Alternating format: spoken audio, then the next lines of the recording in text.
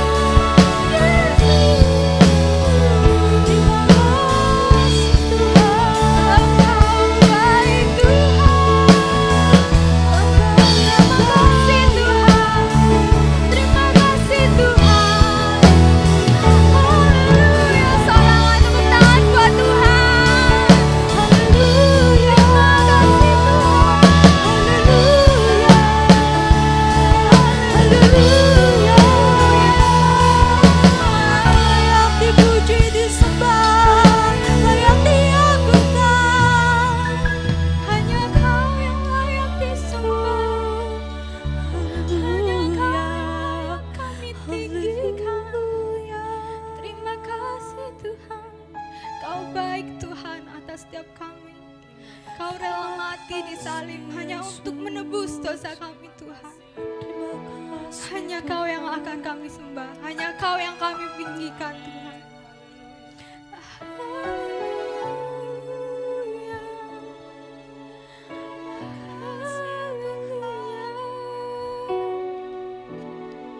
Dengan hati yang bersungguh-sungguh, kita mau sama-sama katakan pada Tuhan.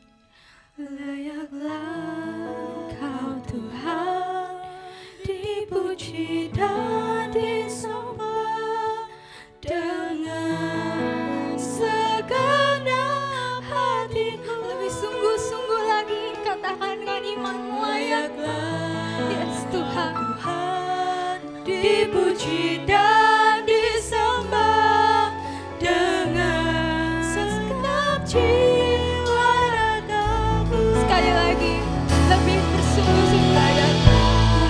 Kau Tuhan, dipuji dan disembah dengan segenap hatiku. Yes Tuhan, layaklah Kau Tuhan, dipuji dan disembah dengan segenap jiwa. Kita sama-sama angkat tangan kita dengan bersungguh-sungguh, katakan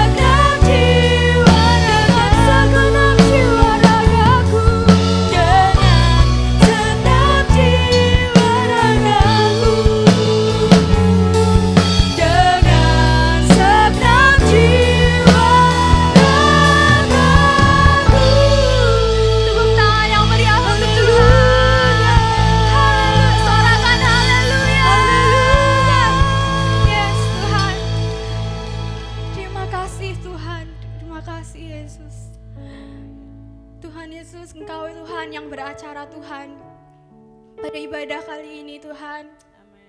Engkau yang pimpin Tuhan dari awal pertengahan hingga akhir. Engkau yang beracara Tuhan dalam ibadah kali ini Tuhan. Terima kasih Tuhan Yesus, kami siap memuji Engkau lebih lagi. Yang siap memuji Tuhan, sama-sama kita mau katakan amin.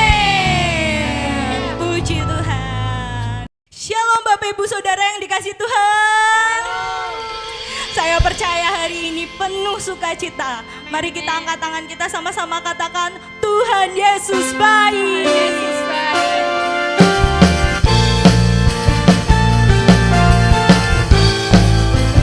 Dia rela mati untuk kita, menebus dosa kita.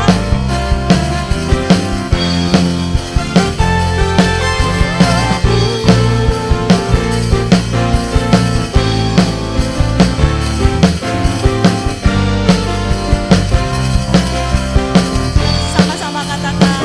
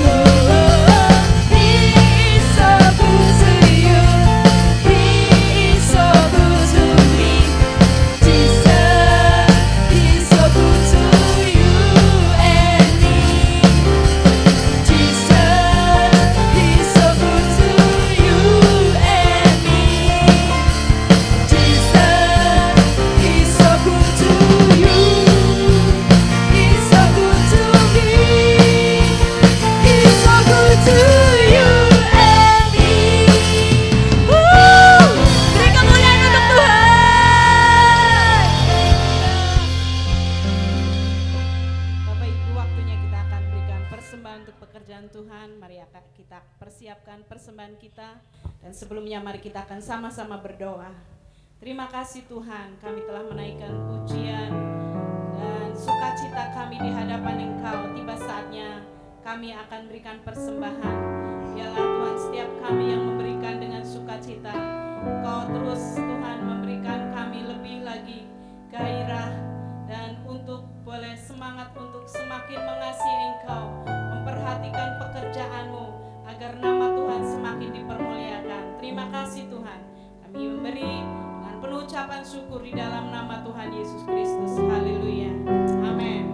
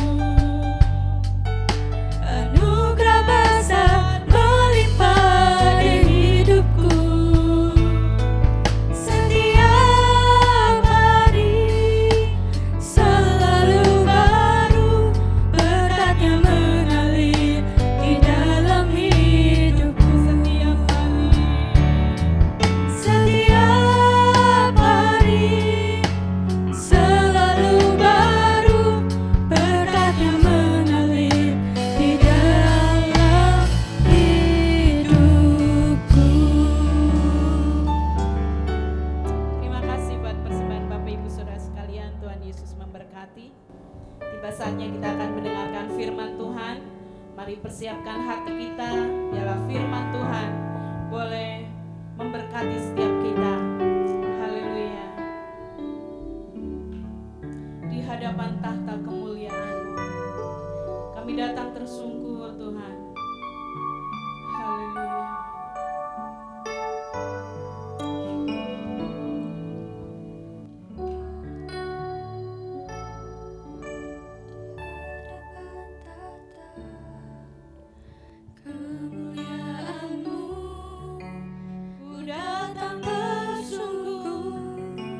Sujud menyembah-Mu di hadapan tahta kemuliaan-Mu, ku persembahkan seluruh hidupku di hadapan tahta. Di hadapan tahta kemuliaan-Mu, ku datang tersungkur, sujud menyembah-Mu di hadapan tahta kemuliaan-Mu, ku persembahkan seluruh hidupku. Sepenuhnya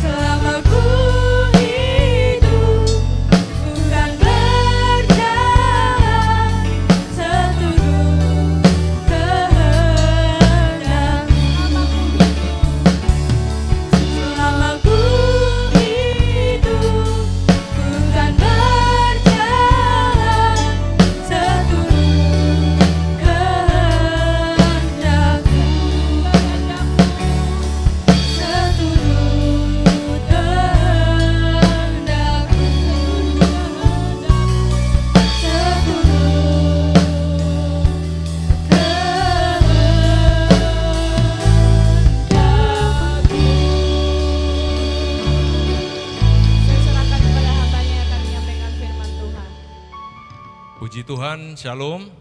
Saya percaya hari ini kita boleh berkumpul bersama-sama. Kita sedang memperingati hari kematian Yesus Kristus. Ibadah ini saya percaya akan menjadi berkat bagi kita sekalian untuk mengenang dan mengingat kembali akan pengorbanan Yesus Kristus Tuhan kita. Baik Bapak Ibu Saudara, sebelum kita mendengarkan firman Tuhan, mari kita berdoa agar firman Tuhan menjadi berkat bagi kita sekalian.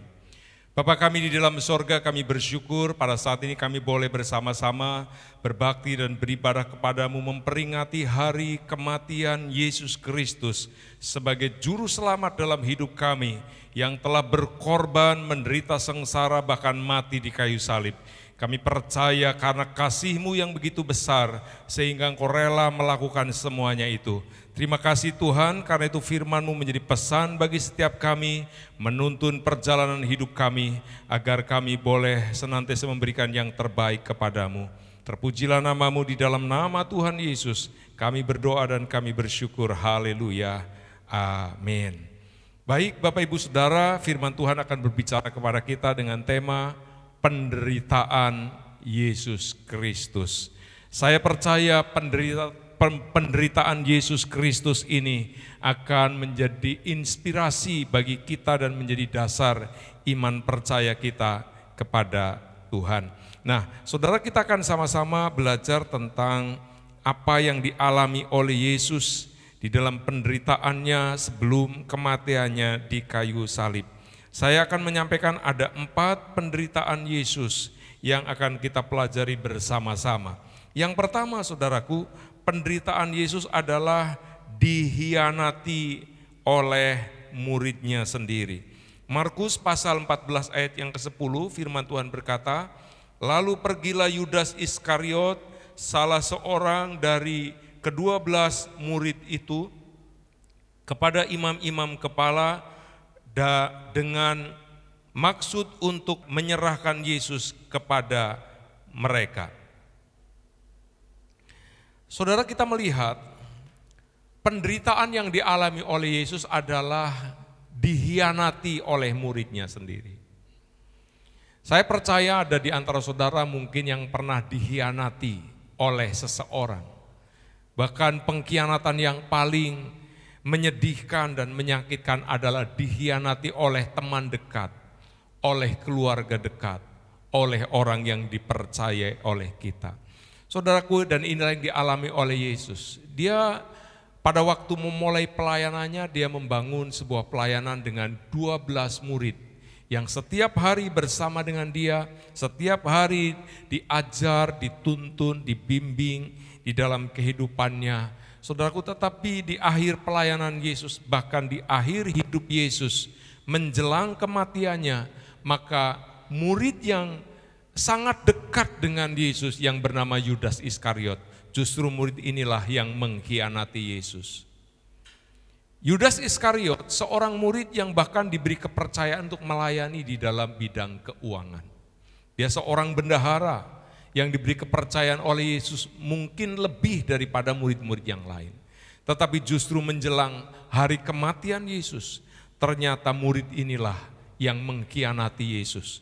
Murid ini meninggalkan persekutuan dan pergi menemui imam-imam, kepala-kepala Yahudi, dan memberi isyarat bahwa dia akan menyerahkan gurunya untuk ditangkap, untuk diadili, dan untuk dijatuhi hukuman.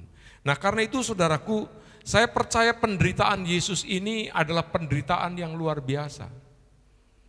Kalau yang mengkhianati orang yang jauh mungkin tidak terlalu menyakitkan, tetapi yang mengkhianati adalah orang yang dekat dengan dia.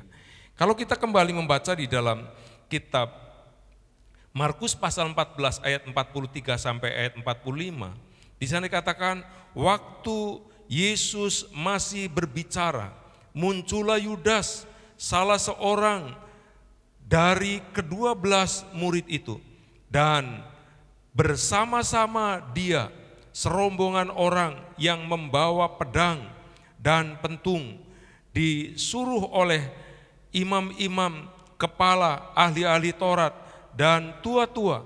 Orang yang menyerahkan dia telah memberitahukan tanda ini kepada mereka.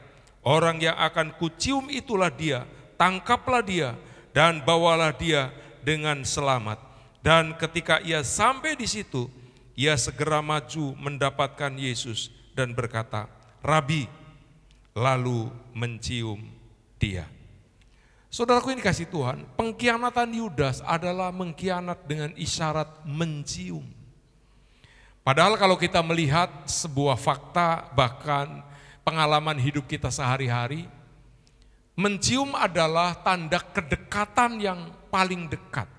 Dan itu biasanya hanya dilakukan oleh suami istri atau bisa juga orang yang sangat dekat dan yang sudah sangat paham tentang kehidupannya sehari-hari. Jadi mencium adalah tanda salam persahabatan. Ciuman adalah sebagai tanda kasih sayang. Ciuman adalah tanda kedekatan yang sangat dekat, di mana itu sebagai tanda orang yang dipercaya. Saudaraku, inilah Yudas Iskariot, orang yang sangat dekat dan yang sangat dipercaya oleh Yesus. Bahkan orang yang sangat dekat inilah orang yang mengkhianati Yesus. Saya percaya kalau Yesus ditanya oleh kita sekalian, bagaimana rasanya dikhianati Yudas, dia akan berkata, secara manusia dan sebagai manusia, dia mungkin bisa sakit dan mungkin dia sangat kecewa. Tetapi dia tidak larut di dalam kekecewaan dan sakit hati. Dan dia tahu bahwa di antara 12 murid itu satu di antaranya akan mengkhianati dia. Dan pada waktu pengkhianatan dengan menciumnya dilakukan, dia menerimanya dengan lapang dada dan dia mempersiapkan diri bahwa itu sebuah tanda kematiannya semakin dekat. Yang kedua, saudaraku, penderitaan yang dialami oleh Yesus adalah ditinggalkan oleh murid-muridnya. Kita melihat Markus 14 ayat 50. Lalu semua murid itu meninggalkan dia dan melarikan diri. Setelah Yudas mencium Yesus, saudaraku, maka imam-imam, ahli-ahli Taurat menangkap Yesus. Dan peristiwa itu adalah saat yang sangat menegangkan. Karena pada waktu penangkapannya, saudaraku, ada serdadu-serdadu Romawi juga membawa senjata, pedang dan pendung. Seolah-olah sedang menggerebek orang jahat, sedang menggerebek pembunuh, teroris dan orang yang begitu jahat luar biasa. Kejahatan tingkat kelas kakap yang sedang diburu dan sekarang tertangkap dan hendak diadili. Nah, saudaraku, karena itu pada waktu murid-muridnya menyaksikan tentang penangkapan Yesus sebagai seorang gurunya, murid-muridnya lupa akan firman, akan pengajaran yang pernah diterima dan diajarkan oleh Yesus kepada mereka. Dan tanpa berpikir panjang, para murid langsung melarikan diri dan meninggalkan Yesus di tangan para ahli Taurat dan orang Farisi. Murid-murid tidak lagi ingat bagaimana nasib gurunya ke depan. Dan murid-murid tidak peduli lagi kepada gurunya. Pengalaman ditinggalkan oleh para murid. Yang pertama dikhianati oleh muridnya. Yang kedua ditinggalkan oleh semua muridnya. Mereka setiap hari bersama, saudaraku. Tidak ada satupun di antara mereka yang peduli. Bahkan Petrus, kalau kita melihat di dalam ayat yang Markus pasal 14 ayat 71, di sana dikatakan, maka mulailah Petrus mengutuk dan bersumpah, aku tidak kenal orang yang kamu sebut-sebut ini. Petrus berbalik arah, tidak lagi mau mengakui dirinya sebagai pengikut Yesus, tidak lagi mau mengakui Yesus sebagai guru dan Tuhan dan juru selamat hidupnya.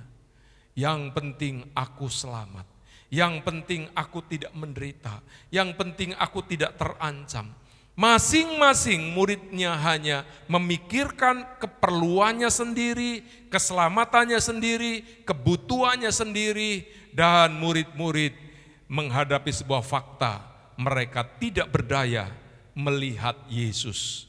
Barangkali mereka bukan hanya takut, tetapi mereka juga kecewa. Kok Yesus mau ditangkap? Loh, kok Yesus bisa ditangkap? Nah saudaraku ini kasih Tuhan, ini sebuah penderitaan yang dialami oleh Yesus, ditinggalkan oleh murid-muridnya. Saya percaya saudaraku, saudara juga punya pengalaman ditinggalkan orang dekat saudara, orang kepercayaan saudara, orang yang selama ini kepada orang itu saudara menaruh harapan besar untuk hidup ke depan. Mungkin itu sebagai anak, sebagai istri atau suami, atau mungkin juga karyawan atau bos saudara yang mengkhianati dan meninggalkan saudara. Karena itu saudara, ini yang dialami oleh Yesus. Ini penderitaan yang dialami oleh Yesus. Dia begitu luar biasa diperlakukan tidak baik dan tidak benar oleh orang-orang yang di sekelilingnya. Penderitaan yang ketiga yang dialami oleh Yesus adalah dia diolok-olok, saudaraku. Kita melihat Markus pasal 15 ayat 17 sampai ayat yang ke-19. Firman Tuhan berkata demikian. Mereka mengenakan jubah ungu kepadanya, menganyam sebuah mahkota duri dan menaruhnya di atas kepalanya. Kemudian mereka mulai memberi hormat kepadanya, katanya, "Salam, hai Raja orang Yahudi." Mereka memukul kepalanya dengan buluh dan meludahinya dan berlutut menyembahnya. Kita lihat Markus 15 ayat 31. Demikian juga imam-imam kepala bersama-sama ahli Taurat mengolok-olok dia di antara mereka sendiri, dan mereka berkata, orang lain ia selamatkan, tetapi dirinya sendiri tidak dapat ia selamatkan. Saudaraku, Yesus bukan hanya dikhianati, Yesus bukan hanya ditinggalkan oleh murid-muridnya, tetapi Yesus diolok-olok, diejek, dihina secara luar biasa. Badannya penuh dengan luka, kepalanya diberi mahkota duri, setelah itu dipukul. Saudaraku, bukan hanya itu, dalam kondisi berdarah-darah, dalam kondisi yang begitu menderita, maka dia diejek, diolok, orang sambil berlutut di depannya, tetapi penyembahan, ejekan dan hinaan untuk merendahkan Yesus serendah-rendahnya. Mereka berkata, orang lain dia selamatkan, dirinya sendiri nggak bisa diselamatkan. Ngomong begitu tuh sambil menampar, sambil memberi mahkota duri, sambil mengejek, menghina, dan habis-habisan olokan dan hinaan diberikan oleh mereka kepada Yesus. Saudaraku, apa yang dilakukan oleh Yesus pada saat diolok, dihina, direndahkan, sementara tubuhnya bercucuran, berlumuran darah, dia mandi darah. Saudaraku, betapa luar biasanya kesakitan yang sedang dia alami.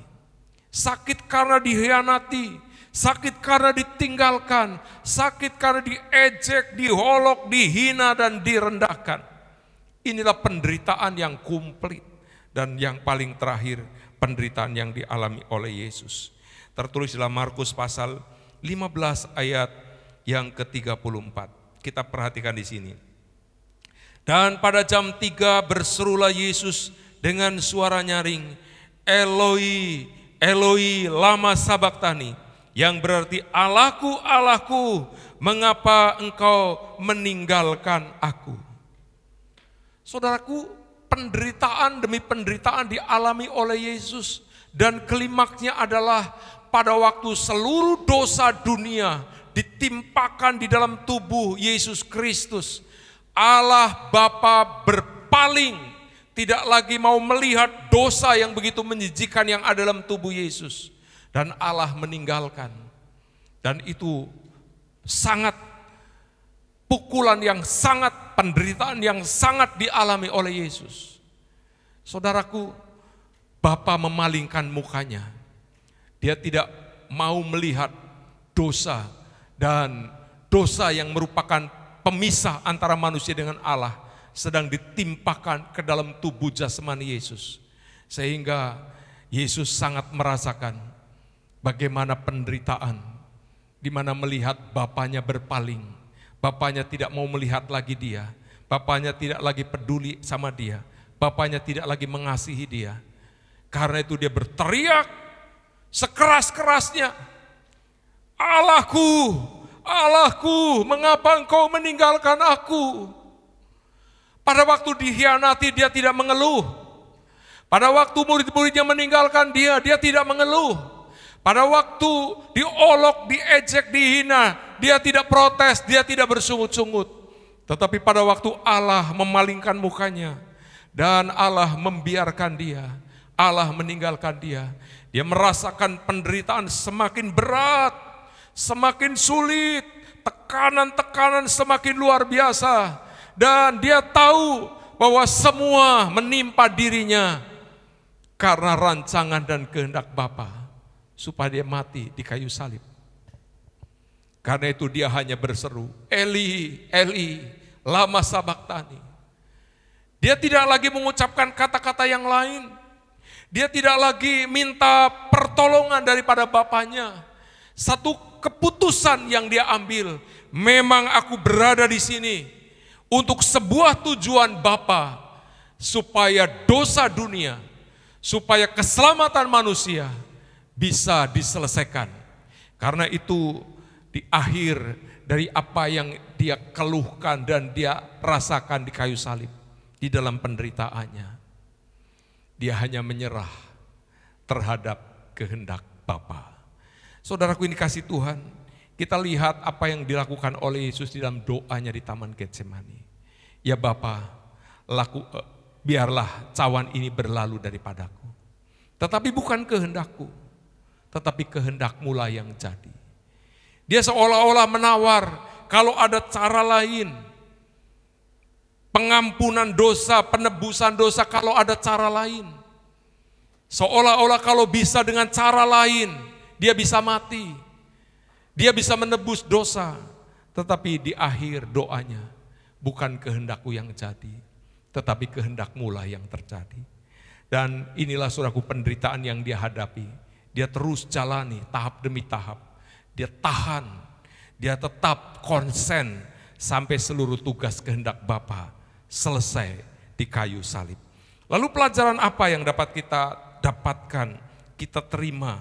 Yang pertama saudaraku, kematian Yesus, penderitaan dan kematiannya di kayu salib adalah bukti bahwa tugas Yesus sudah selesai. Yohanes pasal 19 ayat 30, sesudah Yesus meminum anggur asam itu, berkatalah ia, sudah selesai. Lalu ia menundukkan kepalanya dan menyerahkan nyawanya. Jadi saya percaya penderitaan dan kematian Yesus adalah bukti bahwa tugas yang Tuhan, yang Bapa berikan kepadanya itu sudah selesai. Yang kedua, kalau kita melihat di dalam Ibrani pasal 9 ayat 28, demikian pula Kristus hanya satu kali saja mengorbankan dirinya untuk menanggung dosa banyak orang. Sesudah itu ia akan menyatakan dirinya sekali lagi tanpa menanggung dosa untuk menganugerahkan keselamatan kepada mereka yang menantikan Dia. Saudaraku, maknanya adalah penderitaan dan kematian Yesus untuk menanggung dosa-dosa kita. Dia menderita bukan sebagai seorang penjahat, dia menderita bukan sebagai orang yang menista agama, dia menderita bukan sebagai orang yang menipu, korupsi dan seterusnya, tetapi dia menderita bahkan sampai mati di kayu salib untuk menanggung dosa-dosa kita. Karena itu saudaraku, sejahat apapun, seburuk apapun kejahatan dalam hidup kita, kalau saudara mau percaya, kalau saudara mau menerima Dia sebagai Tuhan dan Juru Selamat, dosa-dosa kita sudah selesai, sudah ditanggung oleh Yesus Kristus di atas kayu salib. Makna yang ketiga dari penderitaan dan kematian Yesus adalah supaya Yesus dapat menolong kita sekarang. Ibrani pasal 2 ayat 18, sebab oleh karena ia sendiri telah menderita karena pencobaan, maka ia dapat menolong mereka yang dicobai. Saudaraku, penderitaan Yesus adalah penderitaan yang sudah sempurna. Mau berbicara penderitaan apa saja, dia sudah mengalaminya. Karena itu saudaraku, kalau kita sedang menghadapi masalah dan persoalan dan penderitaan, menghadapi pencobaan apapun, pada waktu kita berserah dan percaya kepada Yesus, maka Yesus adalah Yesus yang dapat menolong hidup kita. Dia turut merasakan kesulitan kita, masalah kita, persoalan kita, penderitaan kita. Dia tahu persis penderitaan yang dialami oleh manusia. Karena itu pada waktu kita datang kepadanya dan kita meminta pertolongan, Dia dapat menolong saudara, Dia dapat memulihkan hidup kita karena Dia sudah mengalami semuanya itu dan Dia menang atas penderitaan bahkan atas kematian. Baik Bapak Ibu Saudara, kita akan sama-sama mempersiapkan diri untuk masuk di dalam prosesi perjamuan kudus. Saya percaya Bapak Ibu Saudara sudah mempersiapkannya masing-masing sesuai dengan keperluan kebutuhan di rumah Bapak Ibu Saudara. Mari kita persiapkan diri, kita menyambut firman Tuhan dan kita menyambut juga persekutuan kita dengan tubuh dan darah Kristus. Mari kita berdoa. Bapa kami di dalam sorga, kami bersyukur buat firman-Mu yang menjelaskan kepada kami tentang penderitaan yang dialami oleh Yesus Kristus. Penderitaan yang dilakukan sampai selesai karena taat dengan kehendak Bapa dan karena kasih yang begitu besar terhadap kami. Firman-Mu yang telah kami dengar boleh bertumbuh menjadi contoh dan teladan hidup kami agar kami tidak lari dari panggilan Tuhan. Menghadapi penderitaan, menghadapi kesulitan, menghadapi masalah kami tetap kuat, kami tetap fokus karena ada berkat di balik penderitaan, ada level yang naik di balik persoalan yang kami hadapi. Tuhan, di tangan kami ada roti dan anggur sebagai lambang tubuh dan darah-Mu di mana Engkau menderita sengsara sampai mati di kayu salib untuk menebus dosa-dosa kami. Persekutuan ini kami lakukan untuk mengenang pengorbanan-Mu, penderitaan-Mu, kasih-Mu, ketaatan-Mu kepada rencana dan kehendak Bapa. Karena itu sucikan, kuduskan hidup kami, layakan kami untuk menikmati persekutuan dengan tubuh dan darah-Mu. Roti yang ada di tangan kami sebagai lambang tubuh-Mu diberkati, dikuduskan, agar kami boleh senantiasa mengingat persekutuan kami dengan Engkau dan kami satu dengan yang lain. Kami akan mendengar firman-Mu sebelum kami menikmati perjamuan ini. Dan ketika mereka sedang makan, Yesus mengambil roti, mengucap berkat, memecah-mecahkannya, lalu memberikannya kepada murid-muridnya dan berkata, ambillah, makanlah, inilah tubuhku. Bapak Ibu Saudaraku ini kasih Tuhan, bukankah roti yang dipecah-pecahkan adalah persekutuan dengan tubuh Tuhan kita, Yesus Kristus? Yang percaya katakan amin. Mari kita makan di dalam nama Tuhan Yesus.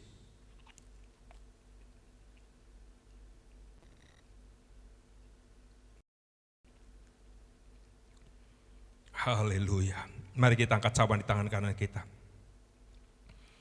Sesudah itu ia mengambil cawan, mengucap syukur, lalu memberikannya kepada mereka dan berkata, minumlah kamu semua dari cawan ini, sebab inilah darahku, darah perjanjian yang ditumpahkan bagi banyak orang untuk pengampunan dosa. Bapak Ibu Saudara yang kasih Tuhan, bukankah cawan pengucapan syukur yang atasnya kita ucapkan syukur adalah persekutuan dengan darah Tuhan kita, Yesus Kristus? Mari kita minum dengan percaya dalam nama Yesus.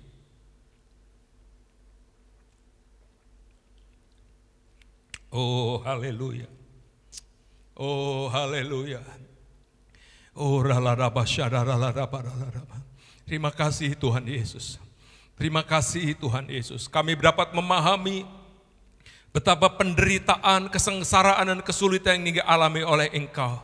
Pada waktu Engkau mulai ditangkap, pada waktu Engkau diadili, disiksa, dianiaya, bahkan sampai disalibkan, ada begitu banyak penderitaan yang dialami. Tuhan, semuanya Engkau lakukan, Engkau perbuat karena cinta dan ketaatannya kepada kehendak Bapa, dan karena kasih yang begitu besar yang Allah berikan dalam hidup kami. Terima kasih Tuhan, kematian-Mu menebus dosa-dosa kami, kesalahan kami, sehingga kami boleh mendapatkan pengampunan dan kami boleh menjadi ciptaan yang baru.